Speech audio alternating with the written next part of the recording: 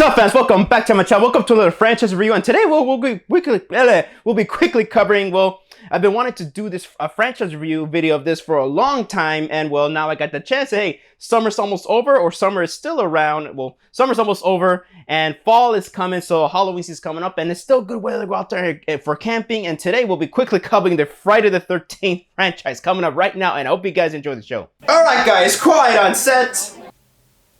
Scene one, take one. Action! Boom! Now, if you guys like this video, make sure you guys leave a like, comment, and subscribe, and make sure you share with your friends and also hit that bell for notifications because, well, it helps the channel a lot. And if you're new here, welcome, sit down, relax, and enjoy the show. And so, I'll be covering all 12 movies, but I'm going to quickly go over the Freddy vs. Jason because I want to dedicate it to a separate video on its own. And so, yeah, and also instead of using posters and all that stuff, I'll be using, well, my physical media to represent the movie. So, yeah, I'm going to be using the box set as a, well, for me talking about the franchise. And I know I've already covered the original one for its 40th anniversary. So this one is more like a, well, I might repeat myself in that video and all that stuff. So yeah, no, I'm going to be quickly covering each of these movies. I'm not going to go too long and all that stuff. And yeah, no, and also spoilers. So yeah, so let's not waste any time. All right, so the first movie to cover, of course, the OG original Friday the 13th. So camp counselors try to reopen up the Camp Crystal Lake. Well, they are getting stalked and killed one by one by a mysterious killer. And then, well, yeah, we all know that it's you don't know what happened. So I already covered this. Here's my little quick review. I think this movie is such a huge classic. I love it. My only issue is that, yeah, we don't get to know much about the killer, who is Jason's mom. Yeah, spoiler, Jason's not the killer in this one. But my only complaint is that this is a killer that is one of those it came off as a whodunit sort of movie. But then again, it's like, well, we don't really, this character kind of comes out of nowhere, Mrs. Voorhees, so, but you kind of do get a quick backstory here, but then it's like, well, I wish we got to know her a bit more. It would have been better if actually it was a character that we already kind of know and gotten used to, and then, you know, get shocked. But then again, I still love Pamela Voorhees. Actually, I think she's scarier than Jason himself. I rarely have nightmares about her. Like, she freaked me out. Yeah, freaking Betsy Palmer is phenomenal in this movie, and the kills, yeah, now let's get on to the positive. The kills, of course, they're awesome. The story is straight up forward, and the characters, they're not too deep, but I like the characters. They're all likable. And the final girl, Alice, I really like her a lot, man. She's really cool. And the kills, of course, Tom Savini's makeup effects, they are grotesque and brutal. Then again, with the new 4Ks and HDs we're looking at, they're a bit more, you can kind of notice the limits. But then again, I think they're a good charm. I don't think they hurt the movie for me, but they're really cool. And I also kind of like the slow burn and pace of the film. So I gotta say, this is a classic. And of course, the famous jump scare at the end where Jason leaps out of the water and grabs Alice. That still freaked me out as a kid. So yeah, you know what, despite its issues, I'll still give it a perfect 5 out of 5 stars. Next up, we got Friday the 13th Part 2. So people are more counselors are getting trained on stuff at a nearby camp, pretty much next door to Camp Crystal Lake. And well, Jason is out there stalking everybody and killing everybody. And well, he actually takes revenge on Alice, the girl that beheaded his mom. And now Ginny is the new girl with Paul, her boyfriend, and well, her and Paul try to run this camp that's nearby the camp, and well, Jason is, well, stalking and killing them wearing a potato sack. And man, again, this is, I gotta say, another horror classic, man. This is a movie that I just love the more I watch it, really, especially even though it's all heavily censored and all that stuff with the MPA. Now that we got the original, well, then again, we already got the original uncut scenes now, unfortunately through VHS through this. I still freaking love it. I still think the gore and the gore practical effects are damn cool, man. They're pretty brutal, especially with the wheelchair victim. God damn. Gets a poor helpless victim, man. Jason just kills this poor helpless man. But it still leaves a cool kill and all that stuff. And no, again, it's one of those movies that is very slow burn and all stuff. But then again, I think this is a more faster paced film than the first one. Especially now that we got Jason. This is the first time Jason is killing people, you get to see Jason just go out and kill people. And you can really tell he's green here because this dude is a clumsy ass dude. This is directed by Steve Miner, and this guy likes to do, I feel like he likes to do slapstick, you know, around the third act with the killers and all that stuff. I mean, a la Part 3 and H2O with Michael Myers. And here is like no different, man. Freaking Jason kind of sucks at killing Ginny in this movie, but it's also funny as hell though at the same time. I like it a lot. You can tell Jason is in a way new at this still. And I like that a lot. And also I like that burlap sack, potato sack that he has. He looks creepy as hell. And of course when it shows his nasty face, god damn. And the ending, man, is a bit ambiguous, yeah. So, yeah. So with that, yeah, why not? I'm gonna give Part 2 a perfect 5 out of 5 because it's still damn fun, man. Now we're moving on to Part 3 in 3D. So Chris and her friends, they go to this again, another nearby camp at Higgins Haven, and so they hang out. And again, Jason survives the events of the second movie. He kills a couple, steals their clothes, and then he gets a hockey mask in this movie. Throughout this whole movie, he's kind of still, again, you don't really see his face. He's lumbering around. It's like the first two movies, like you don't really see, you mostly see the killer's legs, torso, and hands. You don't really see the face or the mask. So he doesn't get the mask till like later on around the third act by Shelly, who is a prankster here. And well, yeah, we have colorful characters and all that stuff, and then 3D cheesy fest and all that stuff. So Chris's friends and her boyfriend, they all get, again, axed off by Jason one by one, and well, she's gotta have to survive the night there. While at the same time, I think she's also trying to conquer her fear because she was assaulted when she was there by Jason, apparently. So yeah. So now this, again, I gotta say, another classic installment, man. This is a where like the first movies they start to establish Jason in more here, and even though that Steve Miner is directed by Steve Miner once again, he gets the slapstick, right? I think it's way more funnier here than in the last one because he gets hit by a piece of wood by Chris, and Jason kind of does a lot of grunting and all that stuff. But then again, Jason's getting better at the kills and all that stuff. I think he's a bit more brutal here because he beats a biker like with a club, I think, and whew, man. Yeah, and again, he has this iconic hockey mask. Is really cool. Jason smiles underneath there, which is creepy as hell. But he gets a hockey mask, and of course, it's the first kill with the hockey mask is that famous 3D harpoon shot, which is damn cool. Shelly, even though he's annoying as hell, I think he's adorable character. Chris, she's actually pretty cool. I like her a lot. Chris is just a cool character, and I like that a lot. And yeah, this is actually, again, this is a movie that I think it's a little slower pace than the second one, but it's still faster paced than the first one, if that makes any sense. But still, I really dig this one a lot. It's really fun. Again, it's just so cool. And also, yeah, the 3D, the 3D moments, man, they're cheesy, but they're fun. They're cool. I like them a lot. So with that, I will give this again another 5 out of 5 because why not, man? I consider it as a classic. All right, coming in is we got Friday the 13th, the final chapter, or Part 4, the final chapter, even though it's not the final chapter. So yeah, Jason survives the events. Spoiler, like, not surprised. Jason survives the events of the third movie. It kills people in the hospital, escapes, and now he's after the Jarvis family, played by Corey Feldman. So like the Tommy Jarvis, played by Corey Feldman, and he's off in the woods, killing people, and I think again another nearby woods near Crystal Lake. He's around the Crystal Lake area, and he's also going after a bunch of teens that rented this house in the woods and all that stuff.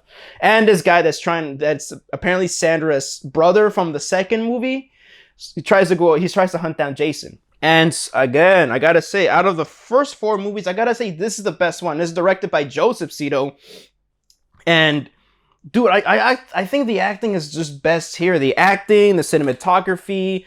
I mean, Ted White as Jason is amazing, man. And then again, you don't see Jason again. For the first 2 acts, you see mostly Jason in the shadows. Again, torso, legs, and arms. You don't really see it. We know he has the mask on, but yeah. But still, again, that's kind of more of a nitpick and all that stuff. But then again, you still see him with his hockey mask on and everything like that. I think you're just more focused on the kills and everything. And again, the kills are phenomenal here. They're brutal. He guts this nurse at the beginning of the movie, and he just throws a chick from the top of the house and everything like that. He brutalizes this guy. The guy that was hunting him down, he just killing him. Oh my god. And he just the way he just Jason is just more angry and brutal here, man. I just love that Jason's just more angrier and brutal and all that stuff. And Tommy Jarvis and his family, they're very charming and all that stuff. The mom, Trish, his sister, and him, Tommy, they're really cool. And just the final act, man, it is intense. It's crazy, man. Trish tries to get the upper hand, but Jason's stronger than her.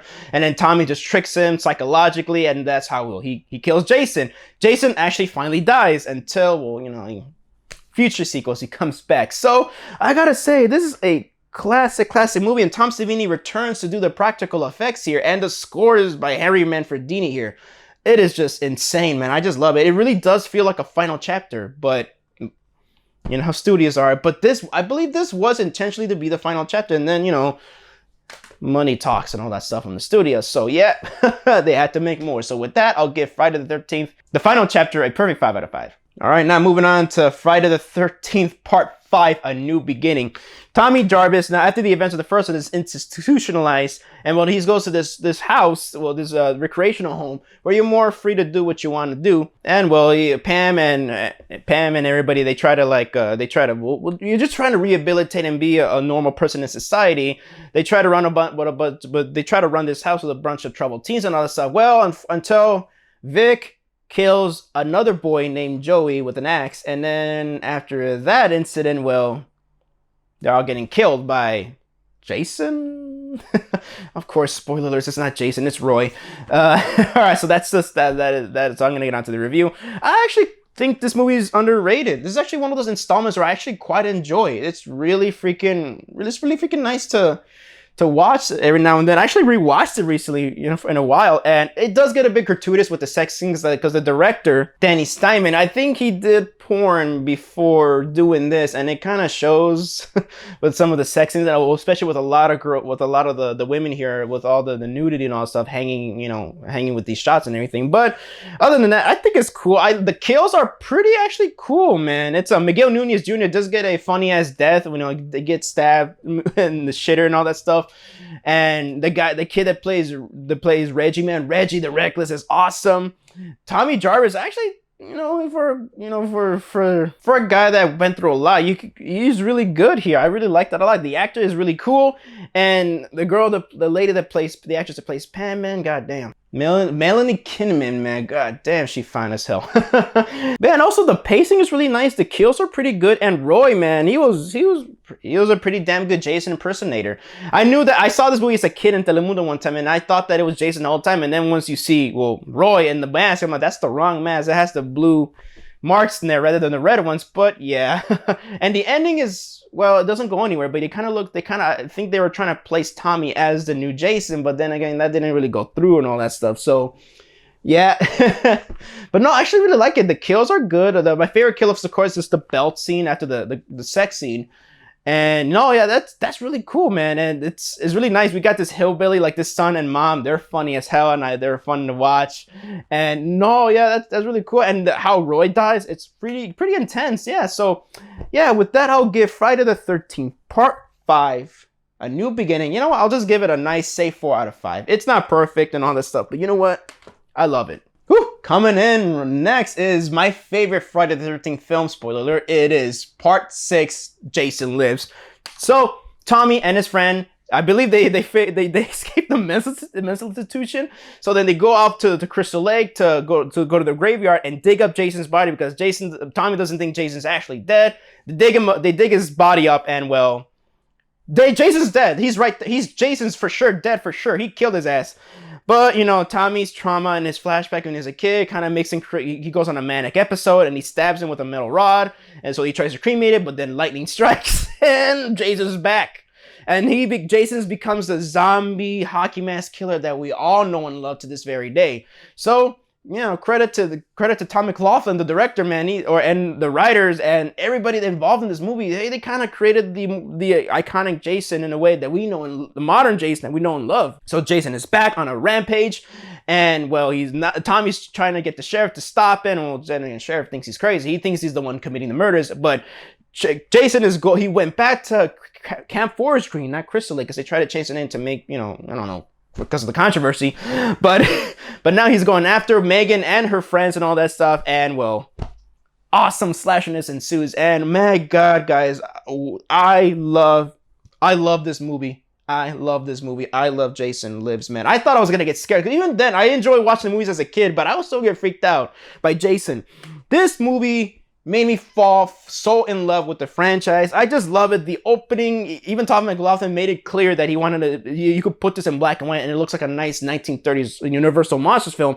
And even with the color on, it feels like that. It looks like that too. I love the budget, the setting. It's a beautifully gothic movie. And the comedy. I gotta say, this movie predates Scream and all the other these like self-aware slasher movies, and this movie is self-aware as hell. The Gravedigger, man, looks at the camera. The Gravedigger just breaks character and he just looks at the camera and talks to you. I just love that a lot. And this movie is very self-aware with everything. This movie basically just says, you know what, let's not take things too serious. Not make fun, but let's have some fun here, man. Let's have some fun with the franchise. And yeah, man, I've heard that Tom McLaughlin he was more of a comedy actor or a comedy director before he started doing this. And you know what? I think it's a breath of fresh air to have him do this. Get some fresh mindset to helm the franchise here.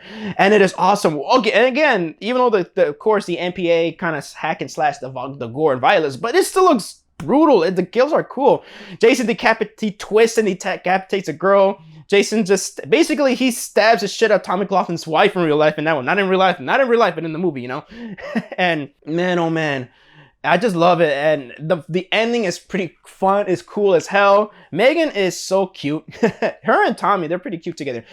You know, Tommy, man, he's awesome in this movie. Tom Matthews, man, he is amazing as hell. I like John Shepard from the first movie, but Tom Matthews, man, I think he just nails it here. Well, like a guy that's still mentally, you know, unstable, he still, in a way, kind of moved on from it and kind of grew out of things. And I think he's just perfect, man. Out of all the three characters, man, I think Corey Feldman is the OG, but I think Tom, personally, for me, is my favorite Tommy Jarvis.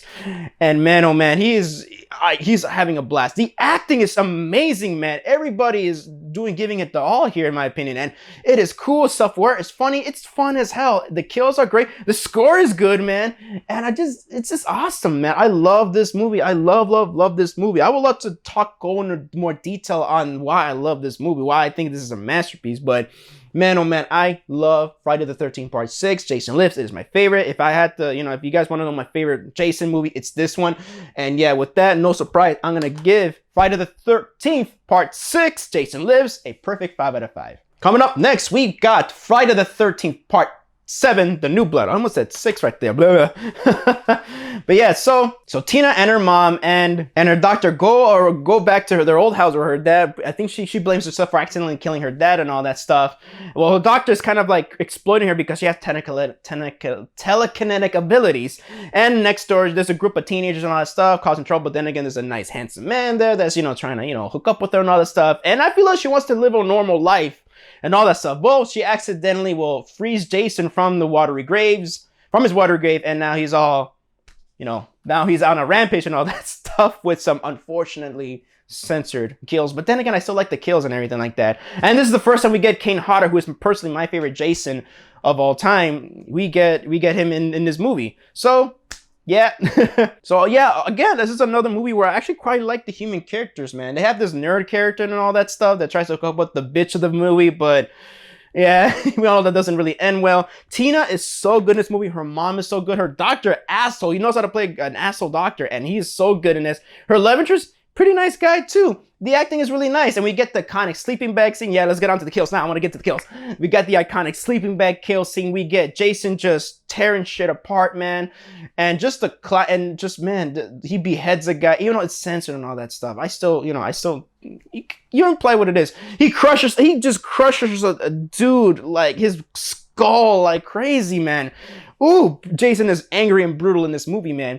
And again, with the makeup effects on Jason, it's just cool. He's crazy. He's a zombie. It's so cool. He expresses, and Kane Hodder, man, expresses Jason like crazy. He's more like, you know, beefed up and everything like that. And he's just the most expressive Jason here. Kane Hodder is amazing as Jason, man. I love it. I love it a lot. The pacing is pretty a little slower compared to the other ones, in my opinion, but when Jason starts coming over, he comes into the picture, you know, that's when the movie kind of kicks off a bit more, and He is so cool, man. I gotta say, man, John Carbickler, man, despite all the crappy censorship that this movie's gone through, man, I gotta say, he directed a great movie. He did a great job, in my opinion, man. Even though that we do have the uncut scenes, but unfortunately through a work print tape, I believe. Hopefully we'll get mastered someday, but I think they're all destroyed or lost and all that stuff. But I would love to see this movie fully uncut one day, fully uncut, and hopefully that'll happen. But with all the censorship and all that stuff, I think this movie's pretty fine. Not one of my top favorites, but I think this is, again, another fun installment. So with that, I'll give Friday the 13th Part 7, The New Blood, a 4 out of 5. All right, now moving on to Jason. Well, Friday the 13th Part 8, Jason Takes Manhattan. A group of teenagers, they go on a cruise ship at New York, but Jason is like, he's resurrected by two teens that were supposed to be there with them, but, they electrocute him, and then he comes to life and he kills them. So then he takes their boat and he hops in their boat to go to New York. So so we have our main character who hallucinates because she had an encounter with Jason as a kid, but then it doesn't make sense when you really base it off the lore. She sees little kid Jason, all that stuff, but then again, Jason, grown ass man, Jason is walking around and all that stuff, stalking and killing her friends and all that stuff.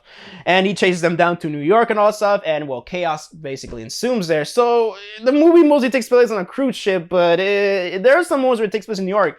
Most of this was shot in Vancouver. Most of the film was shot in Vancouver. So yeah. So let's get on to the review. Honestly, guys,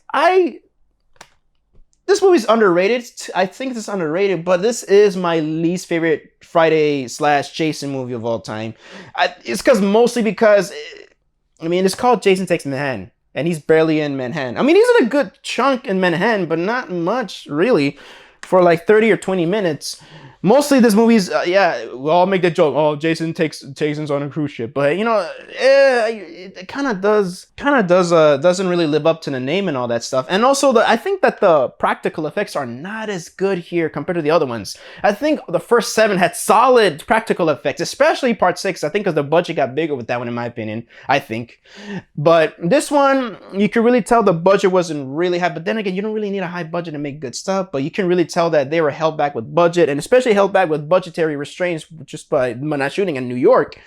And yeah, I think it has promise, but it doesn't fully deliver on all that stuff. And our main character is seeing young Jason and all that stuff throughout the whole movie, and it kind of doesn't really make sense when you really think about it. And when Jason dies, it turns into a boy again, which don't make any sense. But then again, the director Rob Hayden, who he wrote and directed, and he also worked on the television show of Friday the 13th. I think he even said that, I remember seeing one of the bonus features on the deluxe edition DVDs where he says that that's like when he turns into a boy because Jason is really dead. This is apparently supposed to be like the last movie, apparently, because these movies have not been doing so well lately and all that stuff. They haven't not been doing well because, well, pretty much slasher movies are becoming stale around this time. And I think this movie even came out at the wrong time where like slashers were not really becoming a thing anymore much. Not until the mid to late 90s where they got a revival and all that stuff. But and also like Jason, I think the censorship really hurt this one. I think the kills are not as good. There's a cool scene where he kills the bitch when he smashes her against the mirror and he just stabs her with that. But then again, a lot of the scenes are like a lot of the censored scenes here that you could really tell like they're kind of lame compared to the New Blood. At least the New Blood, the audio I feel like some of the audio for the gore scenes was kind of left still. Most of it was left intact, and you can legit hear, like you still implied that the kills are brutal. Here it's like, whatever. But then again, I like the scene where he kills Julius. He knocks his head out. Okay, that was cool. And all that stuff. And but then again, at the same time, the kills are pretty solid and all that stuff. So yeah, the scenes on the boat are really cool. Her guardian, I think her uncle, man, he's a douchebag, but he's such a good character actor. I love the actor. He steals the show for me, man. I also love Jason's hype man. Jason's got a hype man in this movie. And he keeps going up saying, "You're all gonna die. You're all gonna die." And even Jason kills his ass. But yeah, I like that Jason has got a hype man now, which is really cool. But the scenes, Kane Hodder, man, when he's Jason, he does a great job, man. He's a perfect as Jason. He's so damn fun to watch. But the scenes in New York, they actually are fun. He gets killed by toxic waste at the end, Jason, and they're really fun. Seeing him in downtown New York, it's pretty cool, man, all that stuff. And the humor's really fun too. One of my favorite characters is Julius, man, and I love that guy. He's really cool. And also Kelly Hughes in it, which when I was a little kid, I actually had a huge crush on her. when I was a little kid, when I saw her in the Scorpion King, man, she is just beautiful. She was just so, she's still beautiful. She looks more beautiful than when I was a kid. More beautiful now. But yeah, no, Kelly Hughes in it. She's really nice, and she's really nice in the movie.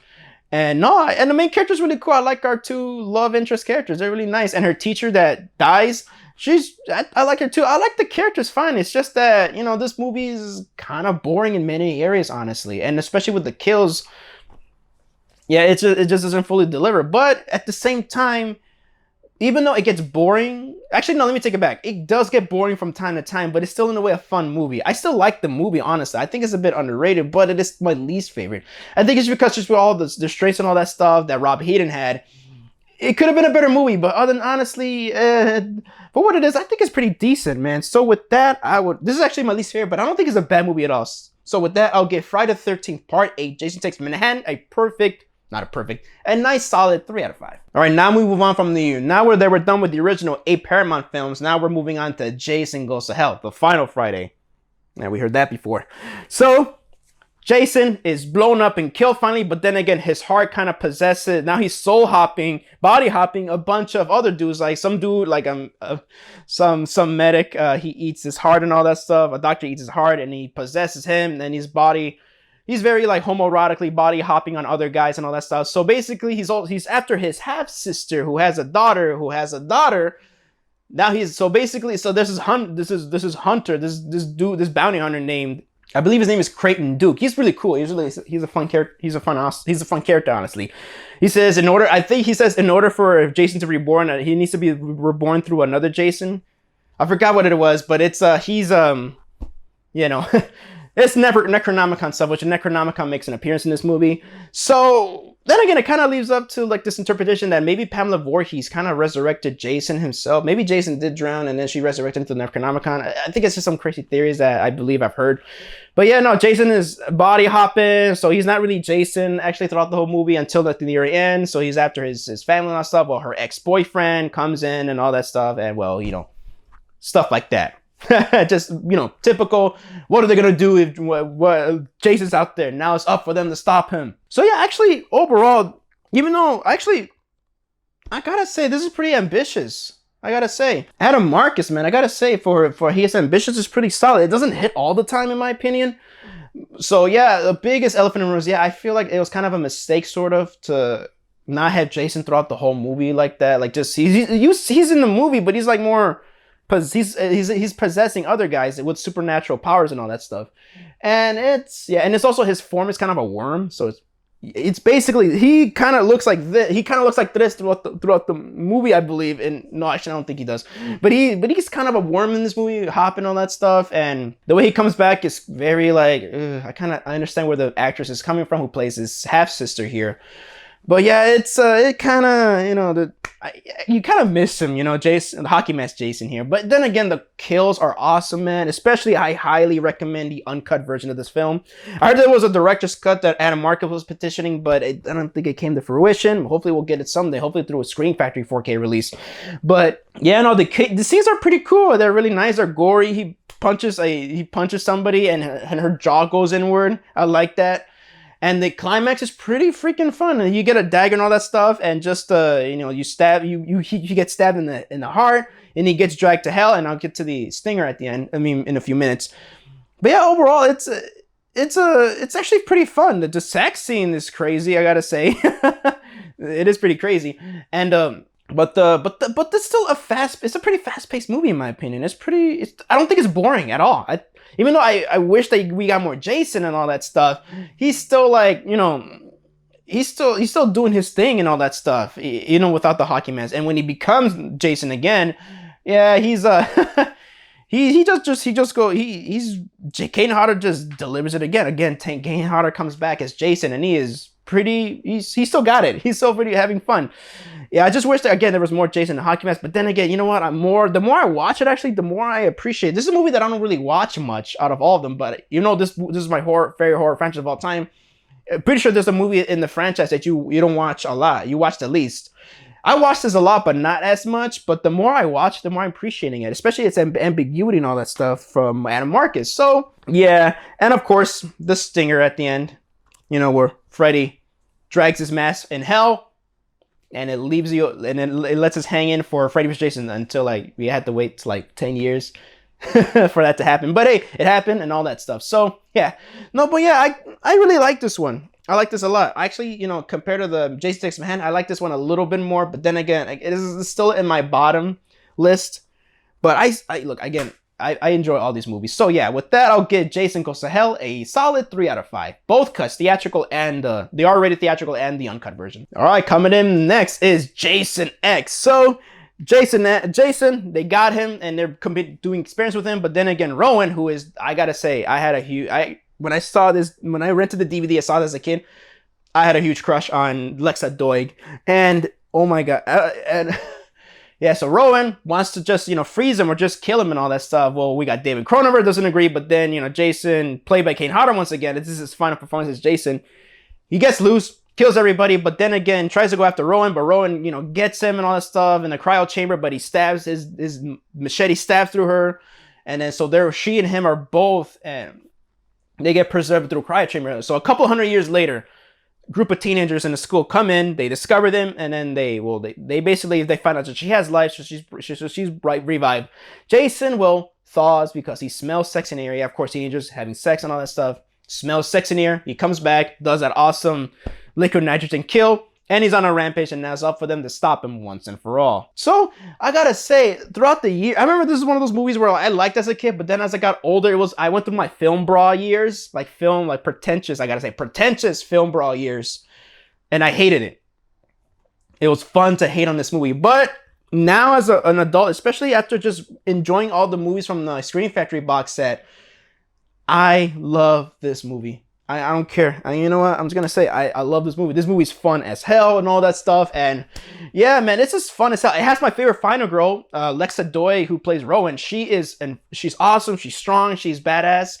And yeah, this is a bonus. She's sexy. But yeah, no, no, she's great. I love Lexa Doig as Rowan, man. I just wish that she did more interviews, some new interviews before this movie. But yeah, and I like the script. I like that it's a bit humorous at the same time, you know, while being a bit serious and all that stuff. And the characters, I actually quite like them. They're very colorful and all that stuff. The kills are actually pretty nice. This is when like the MPA was less heavy on the censorship and, you know, they let them go nuts. Especially, of course, the liquor nitrogen kill is awesome and iconic. And yeah, and the pacing is fast. It's fun. It's a fun movie. It doesn't try to be deep or anything like that. It's just Jason in space. And you know what? I gotta say, I really dig it. And the ending, I like that they go to Earth 2 and it kind of basically makes Jason kind of look like he's going to go on another rampage on the new Earth. And I really like that a lot. And I just like that a lot. The special effects, though, the CGI effects suck, of course. But then again, you know, it's expected, honestly, from a movie with the budget like that, the modest or low budget. And Kane Hodder's hurrah as Jason, man. What a way to go, I got to say. After I believe they kind of screwed him.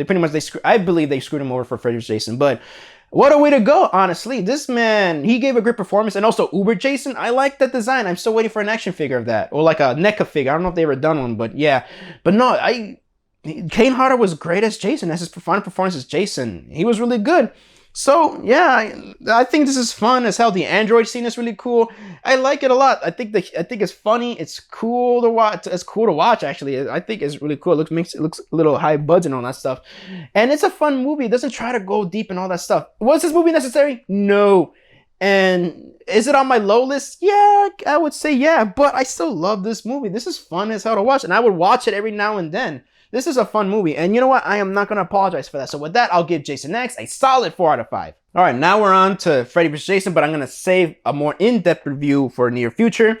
Freddy is in hell, finds Jason, he brings him to life, he uses Jason to strike fear in Elm Street. Well, then again, now that Jason's hogging up all the kills, Freddy wants to he wants all the kills now that he's strong again, because Freddy was weak because overall the town of Springwood forgot about him because they kept censoring and erasing him from history. That's why the fear, the souls, they give him his power. Well, now he wants to come back, and he uses Jason, you know, to strike fear and people, just to confuse people that think it's Freddy.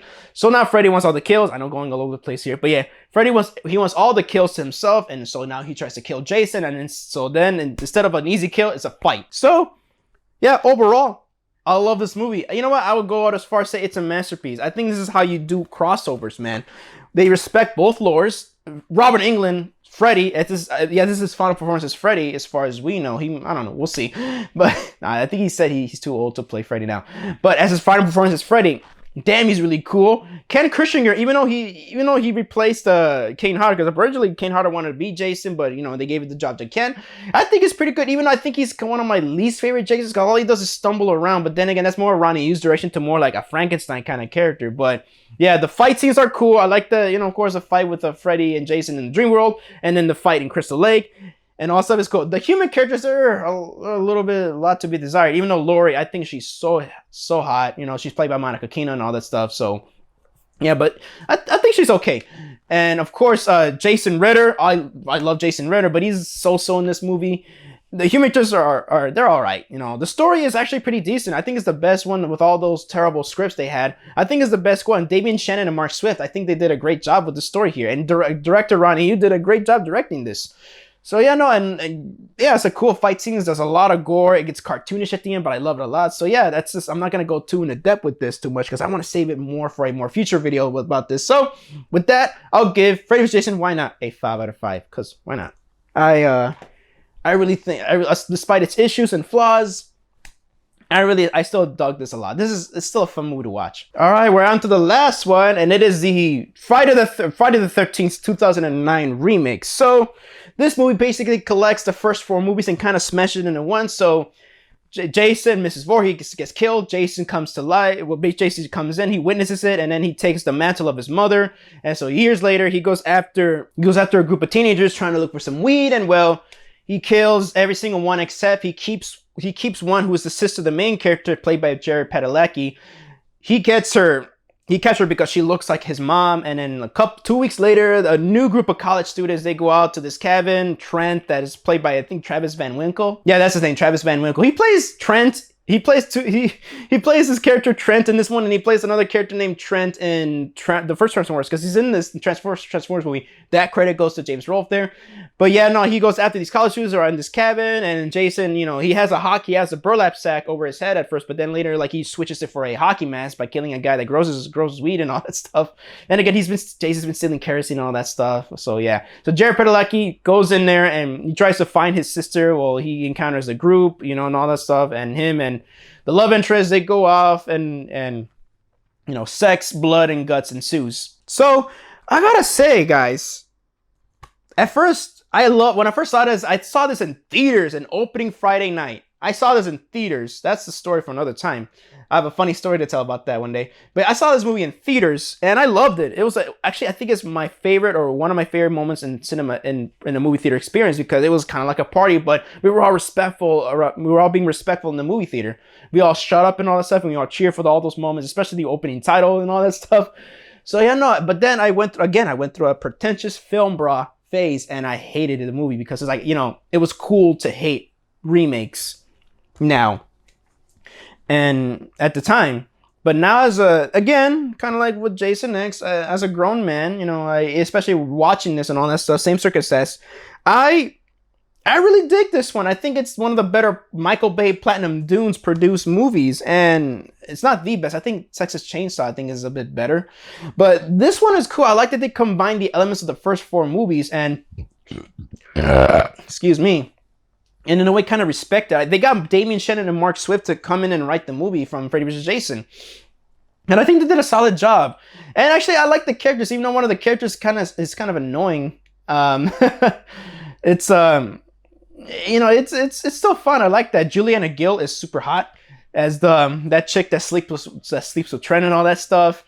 And yeah, she is. And no, Jared Padalecki is cool too. I think the acting is really solid. And Derek Mears as Jason, holy shit, he's on one of my top three favorite Jasons, man. He is really cool. He's scary, and you also see how Jason is pretty fast in this one, because he's not a zombie, he's a human here. He has these trapdoors and all that stuff. Chase, that's how he kind of teleports and all that stuff. But I think it's funny as hell. But no, I like that he's aggressive. He's just very aggressive. I think he wants to pay tribute to other actors, but at the same time bring in his own. And I think he brings it in of his own enough that he's such a cool and a unique Jason. I love his Jason a lot. And the kills are pretty cool, even though there's actually no. I was gonna say mostly machete, but no. Now that I think of it, no. There's arrows through the head. There's a lot of stuff here, man. I think the kills are very creative. And It's not just Jason going after people with the machete and all that stuff. And no, the kills are cool. It gets a bit gratuitous with the sex, and I think this, especially on the extended killer cut, I think the sex is gonna go on for too much. It kind of becomes a porno really at the end when you really think about it. But other than that, it's still fun. It's still a fun movie. There's a lot of course, blood, sex, and tits that you would expect from a slasher movie. But then again, I think that's kind of how we kind of knew these movies.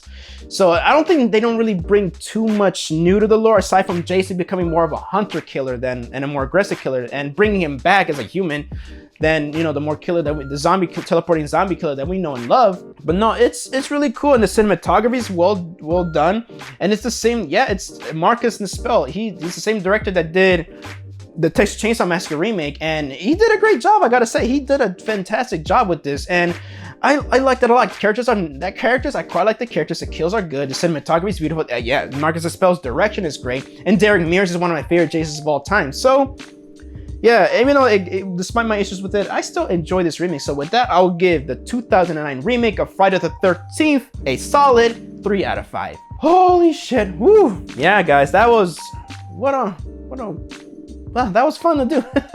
No, what a ride for me to review the entire franchise of Friday the 13th. So yeah, no, thank you guys. If you guys stuck around by the end of the video, thank you guys so much for that. And man, this is my favorite horror franchise of all time, man. It really is, man. Even though I forgot some names and everything here and there, it's because, you know, I should have had a script, but you know what, I kind of want to go through, like, you know, go with the flow with this, you know, off the cuff stuff. So no, it's really fun talking about this stuff. I love this franchise a lot, so so thank you guys. So that was my review of the Friday the 13th franchise. Hope you guys enjoyed the video, and thank you guys so much for watching my video. So let me know down in the comment section down below. Have you guys seen any of the movies of the franchise? Which one's your favorite? I would love to know. Please let me know down in the comment section down below. I would love to hear your opinions on it. So this is Javi from JAVIWOOD Productions signing off, and I hope you guys enjoyed the show.